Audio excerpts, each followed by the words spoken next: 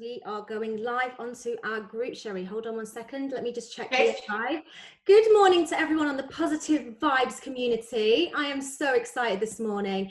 If you are on live, then do give us some thumbs up, some love hearts. Let us know where you're coming in from. We have got a fabulous interview lined up for you today. I've been so excited about this all morning. So, like I say, if you're on live, drop some comments below.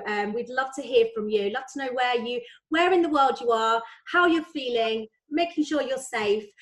But today, I am bringing you an incredible interview. I've been like this all morning. So excited to see the wonderful Sherrie Hewson. She's not only an actress, she's a huge TV personality. She's a novelist.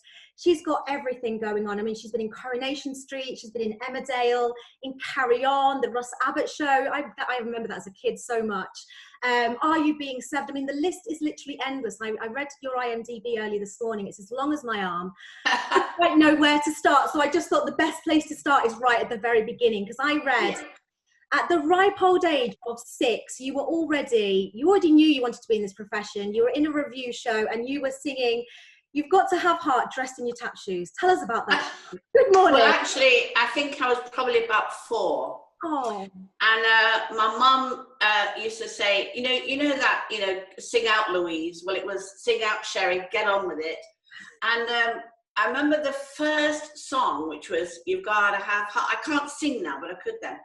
And I came out and tapped, but I hadn't gone for a wee beforehand. And as I started the tap and saw the audience, I weed all over the stage. I've kind of got out of the habit now, so I don't do it when I go and do, ladies' lunches, and I don't do it anymore. But I always remember the horror. But in that review, because reviews are about, so I had the tap routine, so I was called the hoofer. But the main part of the review is a ballet. So the little girl had the tutu, which was covered in diamonds as far as I was concerned. And she was 5, so she got the main bit of the show. Yeah. And one day, this is a terrible thing to admit, but I'll tell you, one day I was backstage and she was standing next to me and the teacher was talking to us, and there were 4 stone steps behind her. Now, how she fell down those steps, I really don't know. But she didn't break her ankle or anything. Right. She just, twisted it. So I was chosen to wear the tutu and I got the part. When they found out, I was suspended for 2 weeks. But hey, I got the tutu. It was worth it. You got the tutu. Oh, I love that story. Have you got any videos of back then? Did you have any cine cameras or? No, thank God, because I was a right little madam. And I intended to climb those 4 stone steps.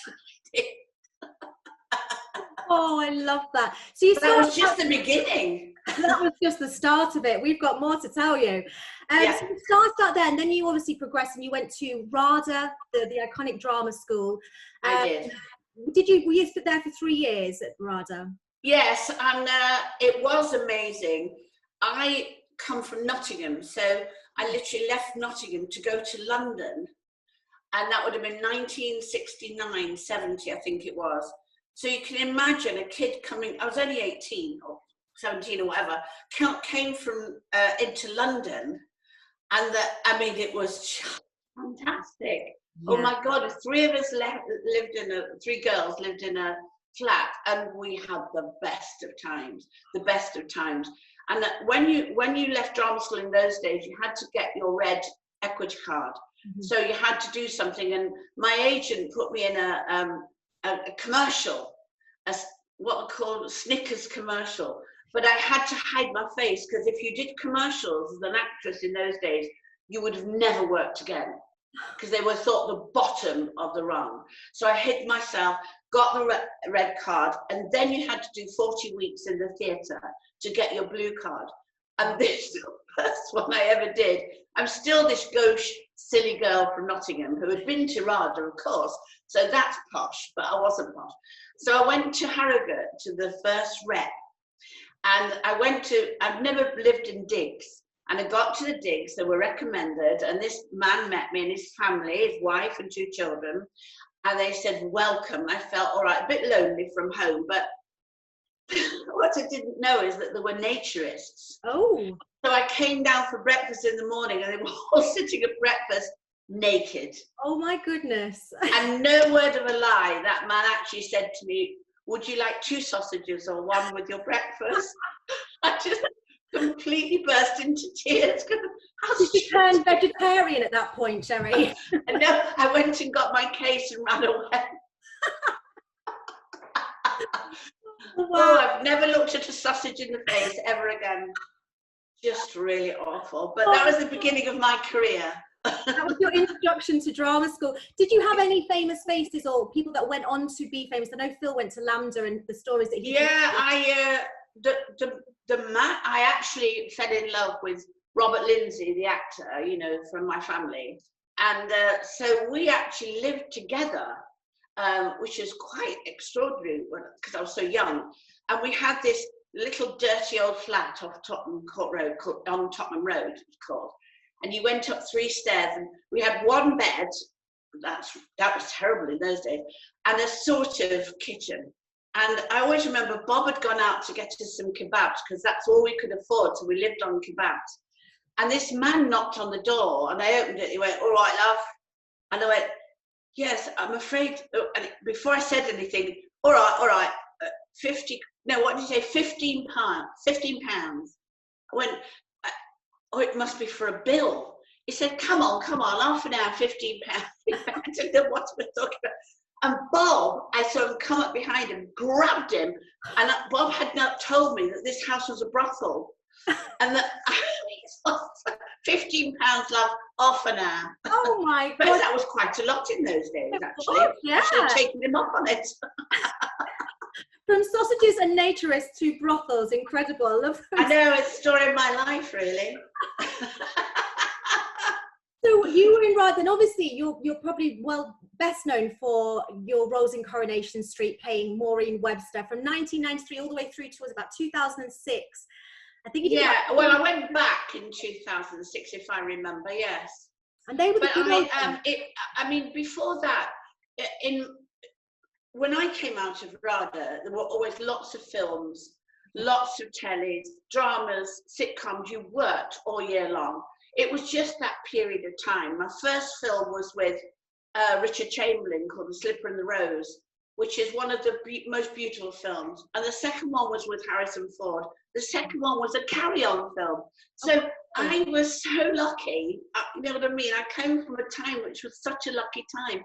And then before the Downton Abbeys, I did all those period dramas. There was loads of them. Loads of sitcoms. You're always in a sitcom here, sitcom there.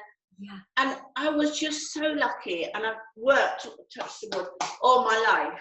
Yeah. And then eventually to go into, because Ross Abbott I did for 10 years, The Madhouse with the fabulous Les Dennis and Dustin G. Yeah. And when I went into Corrie, which was 90, I think, something like that, I can't remember now, 92, I've been an actress for a very long time even then. Yeah. And I was known for certain things, but going into Corrie was just amazing. I mean, I always remember meeting Bet Lynch for the first time. I always call her Bet Lynch, I'm sorry. And I came in the green room, and she had a hair like that, and she had on leopard skin leotard and tights and heels. That was just for her coming in to rehearse, because we rehearsed in those days. I thought this was amazing.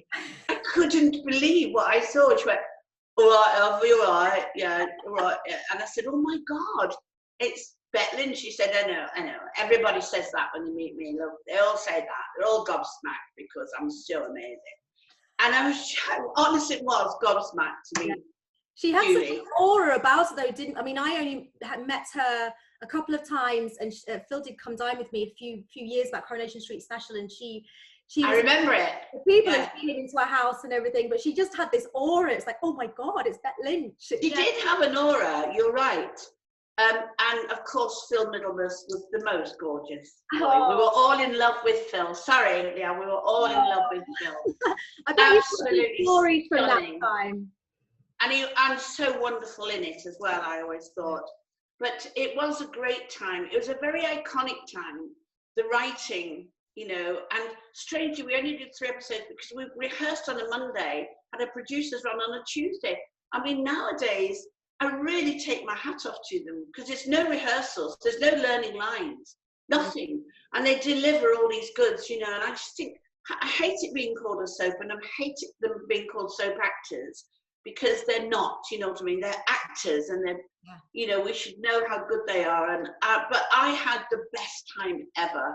I mean, I did have to do the waterbed scene with Ken Morley. I was just going to mention that because that's obviously one of the favourite scenes in the waterbed with the lovely Ken Morley. Well, there was a story to that because it was actually a waterbed. So, and they could only do 1 take because it was actually in a block, so that when the water went, the water was held. So it was 1 take. That was it. It's 400 gallons of it. Wow. And Mavis and Derek supposedly were downstairs, and they drilled and burst the waterbed. So what you see then is Mavis and Derek. You see them running up the stairs, and before that, you see Reg with just a little towel around him, which was very difficult, I have to say. And he's splashing in the water, and it's me on the bed with a duvet screaming. But what no one saw was that Ken stepped out of shot and dropped his towel. I think it was for my benefit, really. Of course. But it has devastated me. That's why I've been on my own for 16 years, really. Because I have never forgotten that. You know, when you take a photograph of something in your brain and it never leaves you. Can't erase it, no. I can still see it there. She's damaged you. Absolutely dangling. So anyway, but we got over that, and that was an amazing, amazing scene to do. I always say it'll be on my gravestone when I die. You'll press a button and there will he be with all his bits hanging up. So, but amazing relationship. And I had the best of times. But then I married Fred Elliott, which another, you know, handsome man. And then I married Kevin's dad, Bill Webster. So I'm actually in Germany at the moment. Oh, that's where I stayed, in Germany. Wow, but it was fabulous. I mean, the amount of goings on that street, you would never want to buy a property there, would you? I mean, it's just death and no. Never. It was, but you see, I was there with the Jack and Vera, and you know, and Curly and Raquel, and I always remember that episode when Curly bought Raquel a star, I think it was, and her looking up at the sky, and so we had. It was such an iconic time. I say that, and I was in it. I know, but I really mean that. I just think it was such a wonderful time to be in the show. Yeah. And because we only did 3 episodes, there was time.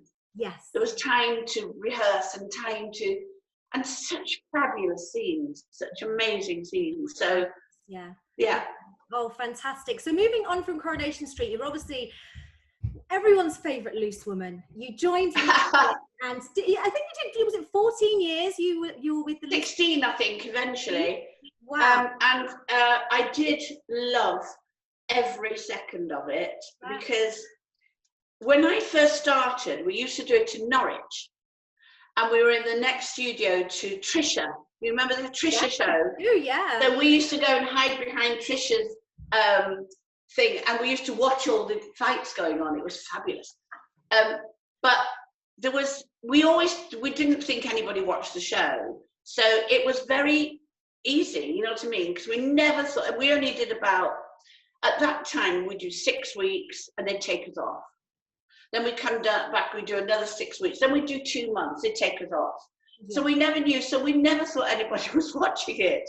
So we were very open and very not controlled at all. You know, there was no such thing as product placement then. Yeah. So you could mention, you know, a Mars bar, or, you know, and you didn't worry about, if you were talking about, you know, oh God, I'm so fat I can't walk. Look at my stomach. Now you couldn't say any of that now. Mind you, you should see my stomach now. Lockdown, oh my God. Can't even see my feet, Leanne. I cannot see my feet. I get in the shower, there is no feet. I know I've got some because I walk, but I can't find them. I know the wrong must be on the end of my legs. Anyway, It's only from the waist upwards, we're all looking good at the minute. Well, this is it, isn't it? That's all we've got left. That's all we've got left, and just dreadful. But the loose was very open, and we could say anything we wanted then. Of course, it tightened up because all those, the restrictions came in, and I understand that completely. But I went through a very bad time, divorce. I lost all my hair because of it, so I had to wear a wig, and I looked ridiculous. But we'd go in, and the girls would say, "Come on, get on with it. Let's get on with it. We're all here together," and we'd all help each other, and we all got through together. That's why I loved it, and I'll always be grateful to them for that. Yeah. Because it was a very, very hard time for me. Yeah. And I still speak to them, and some of the girls when I was there have now gone back. Like Carol McGiffin, who I spent many a time in bars falling off stools. I remember going home one day. I was going to the train station, and she was in a taxi with me. And we'd been at the bar since the show for about 5 hours. I remember talking to her and saying, "Wow, it's been really well," and turned around and she'd gone. And I went, "Oh my God." And I said to the taxi, "Where's Carol gone?" He said, "Sorry?" I said, "Where's Carol gone?" He said, "Carol, she got out about an hour ago." "Where am I going?" He said, "Well, you told me to tell." I told him the wrong address. I didn't know where. It was. Now it's hysterical. Funny now, yeah. At the time, not. Apparently, she jumped out of the car at some lights and wandered off. So we had the best. We had the best of times. Yeah, and I think that's why it was so successful, wasn't it? Because there were so many different women, different personalities. Yeah. Everybody could relate to one of you. We all knew each other very well. Yeah. We knew how far we could push each other as well. Yeah. And we'd always been out somewhere the night before and could say, "Oh, I wish you'd let me go home," And so it was all very real, very real, too real. Oh, I think the last time I saw you, Sherrie, you might not remember this, was at one of Denise Welsh's balls, and you had a pearl necklace on, or a beaded necklace, and we were dancing on the dance floor, and it literally just came away. So I think everyone on the dance floor that night thought they were a lot drunker than they actually were, because they were these beads. I know, I remember that. Yes, I do have accidents a lot, but anyway. So yes, so Loose was fabulous. Loose was fabulous. Yeah, and then let's just touch on a little bit. Obviously, Big Brother ran for many series, and it's finished now. How was that experience to be cooped up in that house for? Were you there for 2 weeks? I was there for a month. A month? Oh my gosh! I didn't understand it. I kept saying, "Please vote me out. Please vote me out." And nobody would, because they kept saying, "Oh no, you're our nana." I thought, well, that's insulting in itself. But they wouldn't, and I stayed there, and it was, oh my God, it's such a strange show to do. You have to be mentally quite strong to do it. I did the one where it was half American and half British, and it was American fight for British, and they didn't really, but it didn't bother me because it was a very hot summer, and I just sunbathed. And in fact, when I came out, Ryland said, "I'm going to show you what you did in the show," and all he had was shots of me sunbathing. He said, "You didn't get into rows." I said, "Well, I didn't want to get into a row." And so if anybody started, I'd just go out and sunbathe. And so he played it to Summer Holiday, and all it was me sitting somewhere. So it didn't really affect me, to be honest, because I just remember sunbathing and thinking, "No, I've got to go.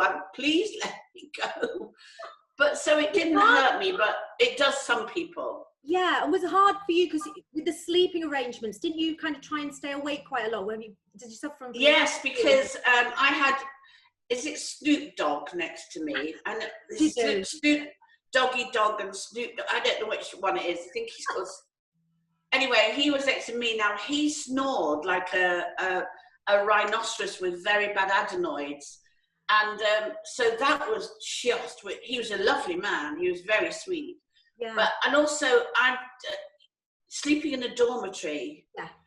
you know, with 12 or 14 of you, I've found, and what you learn is that every single photo, every single mirror, everything moves because everything's a camera. Yeah, absolutely. So, and in there are little black things as well on the walls that when they go zzz, so they look at you. So everything is a camera. Every single thing you looked at had a camera in it. Even outside by the swimming pool, there was like a wall. Well, actually, it was glass. It wasn't a wall. And I looked and I thought, and what the cameraman was just sort of having a drink of coffee. I could see him, and his camera just slid, so I could see the whole camera. And he went whoop and pulled it back. So that I found fascinating. The secrecy of it. I did find that really fascinating, where they all were. Yeah. More fascinating than the show, really. Yeah. For me, anyway. Yeah, I always, with the sleeping side of things, I mean, for me, I get annoyed if Phil breathes when we're in bed together, let alone he'll be listening upstairs. I'm not breathing in the night, Phil. Stop making that noise. Terrible. Breathing. So let's move on now, Sherrie, to Benidorm. Obviously, that's been on our screens for the last few years, and you played Joyce Temple Savage, the amazing hotel manager. I mean, what was that like to film? It must have been so much fun. It was extraordinary. Darren, apparently, Litton, our writer, had written it with me in mind, and that was such an honour and privilege, because in fact, the story was that my agent rang. Well, no, first of all, Darren, I used to meet him at awards, and we were always drunk. So he goes, that was it. And then he sent me a message on Twitter and said, how are you? I went, oh, I'm fine. He said, would you like to be in my little show? And I thought, oh my God, he must be Benidorm. No, he can't. Anyway, he said, would you come in, see me? And I was so gobsmacked. I went in, and Phil will tell you. So I went in, and the first thing is, scripts like that on the desk, and you think, oh, I've got to read sight. No, I can sight read, so I wasn't bothered about that. I thought, but there was about 12 of them, and I thought, oh my God. So the editor was there, and the exec producer was there, and Darren was there, and they went hi, and I thought, oh well, I'm fine about sight, I'll be fine, no problem. Anyway, first of all, the editor said, I'm really sorry, I've got to go. I went, oh, bye-bye, yeah. And then the exec producer said, I'm really sorry, Sherrie, I have to leave. I went, oh, right. So it's just me and Darren. And I thought, oh, okay, so I'm just going to read with Darren. It'll be fine, it'll be fine. So a guy came in and took all the scripts out. And I thought, oh my God, they've just realised that I'm wrong. I'm absolutely wrong. And I was inside, I was devastated. And Darren said, okay. I went, yeah. He said, it's been fabulous to meet you sober. No, I'm glad I've met you sober now, because I can see who you really are. Okay, thanks. So I walked out and I burst into tears. I thought, oh my God, I wonder what I said or did that made them go, nah. Anyway, within 2 days, Darren rang and said, see you in Spain. Oh, wow. And I was just, oh my God. Anyway, I will tell you that Benidorm was the best job in the world by none. Yeah. 6 months in Benidorm every year. I did 8 years, they did 10 years. You had a flat or you stayed in a hotel. The scripts were just, you could eat them. They were so wonderful. Yeah. The cast, I mean, Tony Morsley, Jake Canuso, Matthew Kelly, I mean, everybody was wonderful. Mm-hmm. And everybody that came out, Holly Johnson, everybody stayed. Yeah. They even paid to stay. They would stay for another week because it was the best job in the world. Yeah. And no one could believe it, how wonderful. And then on a Friday night, we'd all go out and have a meal because we'd be up at 5 o'clock every morning. But on Saturday night, we went out. Out. And I'd have to, I'd have to kill you if I told you the stories. because Tell me karaoke, you see, is the big thing in Benidorm, and all the singers from all the shows do all the karaoke, and I'm the only person that couldn't sing. And one night I was very drunk, and I decided to get up and sing, and Darren said, "Sherrie, don't stop it, don't, please don't." I went, "I am getting up and sit." I get up on this bloody karaoke stage, and the guy said, "Yes, what would you like to sing?" I'm like, "Kung Fu Fighting." He goes, "Sorry?" So I start Kung Fu Fighting, and everybody's going, "Oh God!" And the manager of the bar came up and he put his arm around me. He said, "Come on, love, stop punishing yourself. Let's have you out." And threw me out the bar. Threw me, and all the cast are going, "Yeah, get her out." Threw me out the bar, shut the door, and wouldn't let me in. Oh no, just a bit of Kung Fu Fighting. I'm going to Kung Fu Fighting. In a real strong northern Kung Fu Fighting. Why? Don't know. But so I had the best time ever, and I always thank Darren Litton for that role. Wow, incredible. And it's about to come back out again, isn't it? Some repeats again. It starts again Wednesday the 10th.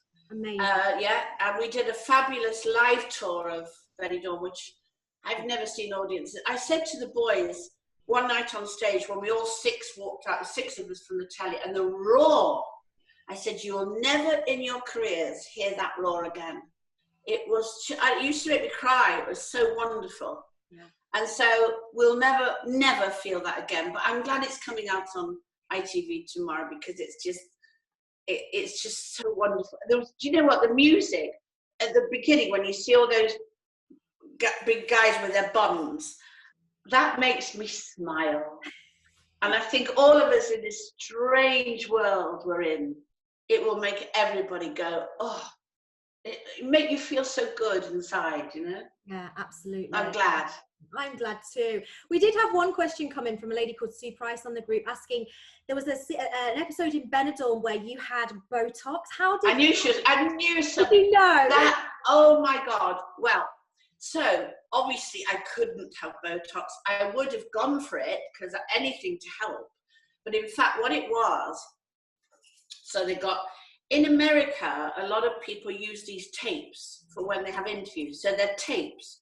So they tape, they tape that bit, and they tape you right back. Okay. But of course, they exaggerated with me. And then they put this sort of like shiny, so I looked like I'd been Botoxed, but I seriously couldn't speak, because I couldn't move the tapes. And Jake Canuso was Botox as well. So it was Matteo and Joyce Amazawi. But Jake loved his so much, he kept saying, "Can we keep the tapes?" And I wanted to keep the tapes, but every time I moved, the tape would ping off. So I thought, that's never going to work. Oh my God, it was the best moment. And then supposedly, they'd Botox me, so supposedly they had to get an antidote, but the place was shut, so they went to a vet.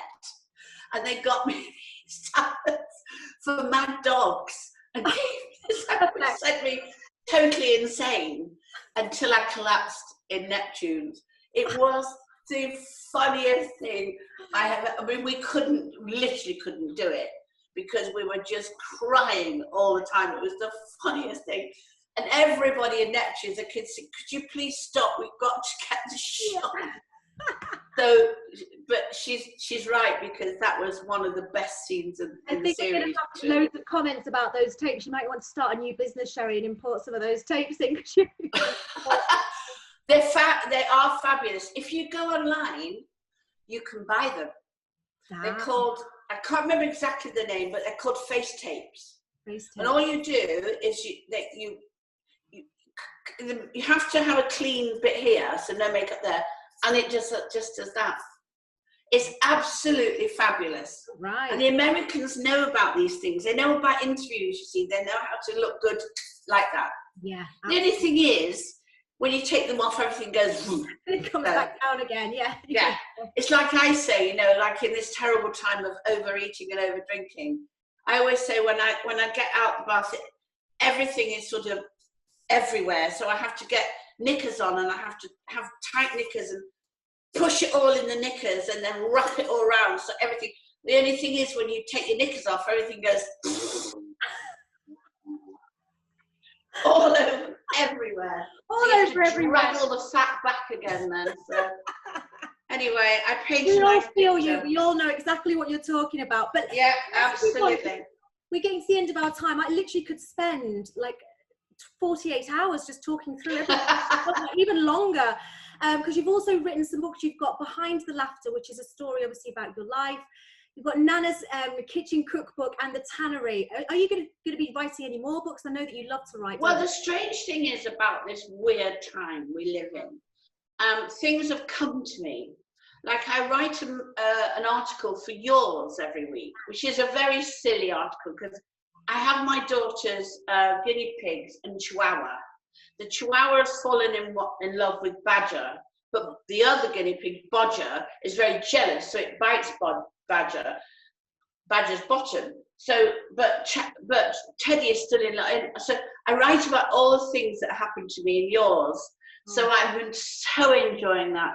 And now I'm going to have to write a travel thing for people of my age, because everybody thinks my age, we want to go on these very gentle cruises. No, before you die, you need to be jumping off mountains and skiing, and so I want to tell the world what this age really wants to do with the rest of their life. Do you know what I mean? Absolutely. In the funniest way possible, of course, but it's quite a serious thing as well, because nobody should get old.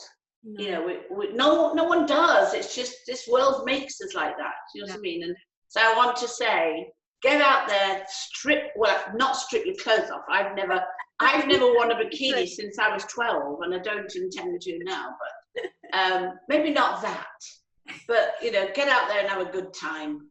For that, absolutely. And you're such an inspiration to so many people. And I think the entertainment industry does keep you young, doesn't it? Yeah. And I was reading earlier, you're a Virgo, aren't you? September the 17th. I'm the September 13th. That's why we get. Are you? Yes, fellow Virgo. Well, we're funny old things, Virgos. We are. Yeah, we're very. We have a problem in self-confidence and self-worth, and we beat ourselves up all the time, and it's really sad, because Virgos are very inventive and creative and very exciting people to be with. I feel absolutely, but we do beat ourselves up, and there's nobody, and we're our own worst enemies. Yeah. I mean, when my mother was alive, she used to tell me off all the time. She said, for God's sake, you can do this, you can do that, you can do that. What on earth? What more do you want? And I say that to people now. I say, come on, what more? How much more talent do you need? Yeah. And my mother used to say that, but it's just a Virgo trait. It is a Virgo trait, yes, and I can identify with everything you're saying there. So just to kind of finish this off, Sherrie, it's just been fabulous. I love talking to you. You're such a bundle of energy. Final question to you, because we've got quite a lot of younger people on the group as well. And what advice would you give to somebody who is kind of starting out into this industry right now? Right. Well, we're in the worst time in the world ever. So my advice, and this would always be my advice anyway, but particularly now, if you want to do anything, think out of the box. Yeah. Be different. Whatever you can do, think of it in a different way. It's not like you're going to go to auditions for a show, a theatre show. You're not. You're not going to particularly go for auditions for telly at the moment. So think out the box. Think of what you are and what you can do, what excites you, what is fun. If it's writing something, or, a lot of people online are writing their own sitcoms now, their own dramas, and, we're making our own stuff. I do Wonderbirds, that was created. We do it Monday, Wednesday, and Friday at 4:30. That was created by 4 girls who went, do you know what? Let's say what we really think. You can do that. Young ones get together, do that very thing. Create your own team.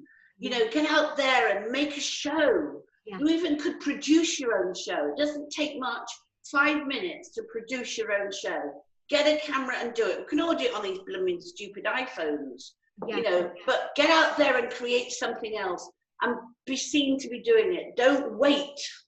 Don't wait. Do it yourself now. Oh, fabulous advice. Sherrie, we've got so many comments on this this interview. I'm going to go back and read them all and going to send them to you. I'll send you the interview over as well. So to everyone on the Positive Vibes groups, if you enjoyed this, just keep putting your comments below and feel free to share this interview, you know, share the love. Sherrie, it's been absolutely fantastic. I can't wait. Thank you, darling. For that bottle of wine and more stories from you. Oh, yes. I've got many more.